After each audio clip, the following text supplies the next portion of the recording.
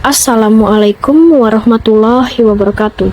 Wassalatu wassalamu ala asrofil amli warusolin wala alihi wasahbihi ajmain. Perkenalkan, kami dari kelompok 2 bidang studi pendidikan agama Islam yang beranggotakan 4 orang, yaitu saya sendiri, Ririn Rahmawati, dan anggota-anggota lainnya Asifah Putri Mudiayanda, Aurelia Nadia Azarin, dan Angela Veronica Putri.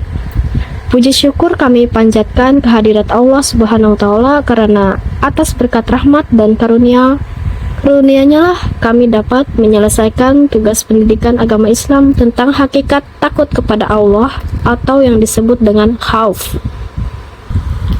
Pertama-tama yang ingin saya sampaikan adalah tentang tujuan kami membuat tugas ini, yaitu tujuannya agar kita bisa memahami tentang apa itu khauf, contoh, tingkatan, macam-macam khauf, serta bagaimana cara menerapkannya dalam kehidupan kita. Yang kedua, saya akan menyampaikan tentang isi materi. Isi materi yang pertama yaitu pengertian takut kepada Allah.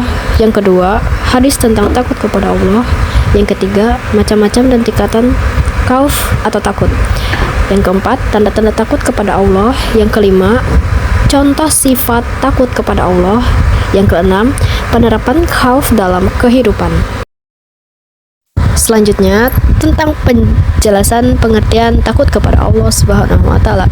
Untuk materi pertama, kita menjelaskan tentang khauf yang artinya hakikat takut kepada Allah.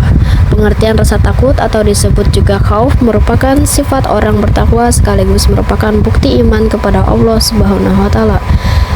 Rasa takut atau khauf ini akan semakin meningkat seiring meningkatnya pengetahuan tentang Rabb-Nya.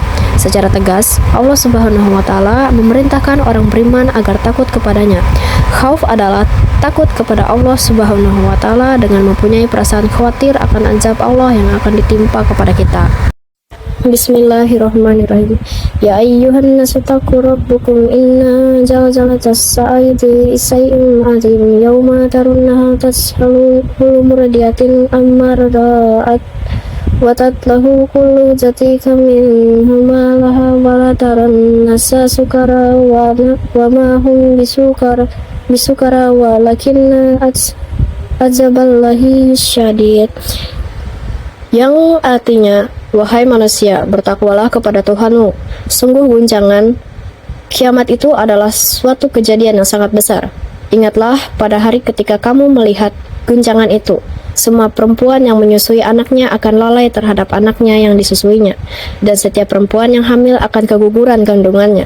Dan kamu melihat manusia dalam keadaan mabuk, padahal sebenarnya mereka tidak mabuk, tetapi azab Allah itu sangat keras. Quran Surah Al-Hud. Hal ini tertuang dalam Quran Surah As-Sajdah Juz 32 ayat 16, yaitu Tatazafa junubuhum anil madazi yas'unu rabbahum khawfa wa tama'u mimma razaqnahum yunfikun, yang artinya, lambung mereka jauh dari tempat tidurnya. Mereka berdoa kepada Tuhannya dengan rasa takut dan penuh harap, dan mereka menginfakkan sebagian dari rezeki yang kami berikan kepada mereka.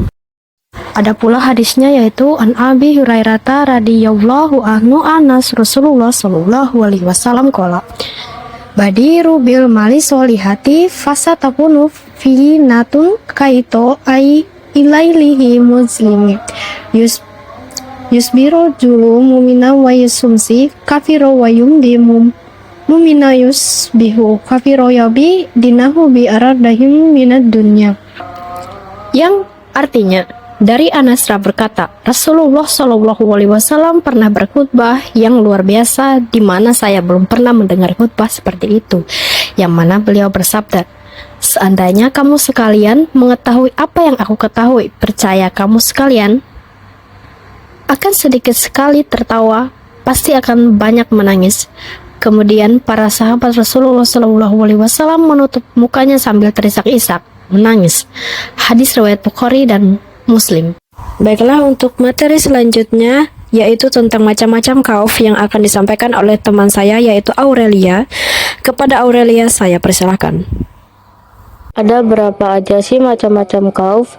Khauf dibagi menjadi 3, yaitu yang pertama ada khauf tabi'i, seperti halnya orang takut hewan buas, takut api, takut tenggelam, maka rasa takut semacam ini tidak membuat orangnya dicela. Akan tetapi apabila rasa takut ini menjadi sebab dia meninggalkan kewajiban atau melakukan yang diharamkan, maka hal itu haram.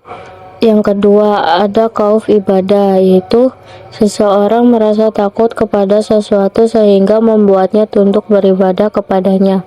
Maka yang seperti ini tidak boleh ada kecuali ditunjukkan kepada Allah Ta'ala. Adapun menunjukkannya kepada selain Allah adalah syirik akbar. Dan yang ketiga ada khauf syir, yaitu seperti halnya orang takut kepada penghuni kubur atau wali yang berada di kejauhan serta tidak bisa mendatangkan pengaruh baginya. Akan tetapi dia merasa takut kepadanya, maka para ulama pun menyebutnya sebagai bagian dari syirik. Tingkatan khauf terbagi menjadi 5, yaitu 1. Khauf yaitu rasa takut kepada Allah atas dasar iman. Semakin kuat imannya, semakin takut dia terhadap Allah. Kedua, kiasya. Kiasya adalah rasa takut kepada Allah atas dasar iman dan ilmu. Semakin beriman seseorang, semakin ia takut terhadap Allah. Ketiga, haibah, yaitu rasa takut kepada Allah atas dasar iman, ilmu, dan ma'arifah, mengenal Allah. Semakin mengenal Allah, nirasyah akan semakin kokoh takutnya kepadanya. Keempat, al-huzunu, yaitu rasa takut gelisah yang disebabkan oleh sesuatu yang bermanfaat atau mendapatkan musibah. Kelima, dan yang terakhir yaitu rabuhu, merupakan pandangan kata sinonim dari kata al-khafu, adalah rasa takut yang diiringi dengan penggangguan atas sesuatu yang ditakutin tersebut. Dan yang selanjutnya, tanda-tanda takut kepada Allah SWT menurut Abu Lets As-Samarkandi. Seorang yang takut kepada Allah SWT akan memiliki tanda-tanda sebagai berikut. A. Tampak dari ketaatannya kepada Allah SWT. Ciri utama seorang hamba yang taat dapat diketahui dari tingkat ketakwaannya kepada Allah SWT, yakni kepatuhannya untuk melaksanakan perintah dan menjauhi larangannya. Ketaatan ini dilandasi oleh keimanan pada diri seorang hamba. Bagi seorang mukmin, pengabdian kepada Allah SWT dapat terwujud dengan taat kepadanya. B. Menjaga lisan dari perkataan dusta. Manusia adalah makhluk sosial yang senantiasa berinteraksi dengan sama manusia. Berbicara dengan lisan merupakan unsur utama dari seluruh interaksi sosial tersebut. Karenanya, lisan harus dijaga dari ucapan kotor yang menyakitkan dalam bicara. Bagi seseorang yang takut kepada Allah SWT, ia akan berhati-hati dalam bertutur kata dan memastikan perkataannya mengandung nilai manfaat. C. Menghindari iri dan dengki. Sifat iri dan dengki muncul akibat tidak adanya rasa syukur pada diri seseorang. Padahal Allah Subhanahu wa Ta'ala telah mencukupi semua kebutuhan seluruh makhluk ciptaannya. Untuk menumbuhkan rasa syukur ini dapat dilakukan dengan selalu menerima kenyataan dengan ikhlas dan melihat sisi positif dari setiap peristiwa hidup. Tidak mungkin Allah Subhanahu wa Ta'ala menghendaki keburukan pada diri hambanya yang beriman dan beramal soleh. D. Menjaga pandangan dari kemaksiatan.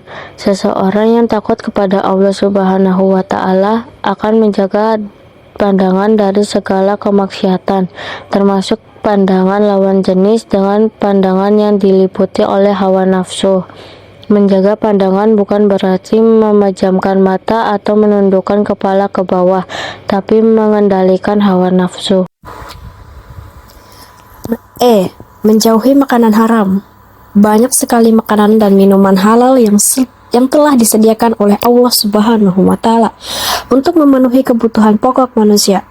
Atas dasar ini, tentu sangat memprihatinkan kalau ada manusia yang mengkonsumsi makanan dan minuman haram. Di era digital seperti saat ini, muncul berbagai macam menu makanan kekinian yang menggoda selera ditampilkan di internet. Terbukanya akses makanan dan minuman dari berbagai belahan dunia mengharuskan muslim berhati-hati dalam memilih yang halal dan yang sehat. F. Menjaga kaki dan kedua tangan dari sesuatu yang haram. Tangan dan kaki akan diminta pertanggungjawaban di akhirat kelak. Seorang muslim akan menggunakan keduanya untuk kegiatan yang bermanfaat dan bernilai ibadah. Lebih dari itu, Mereka akan menjaga muslim lainnya agar tidak terganggu oleh lisan dan tangannya. Mereka bertindak dengan penuh hati-hati agar terjaga hubungan baik dengan sesama muslim dan mendapat rahmat dari Allah Subhanahu wa taala. Selanjutnya, contoh khauf. Yang pertama, rasa takut tidak diterima taubat.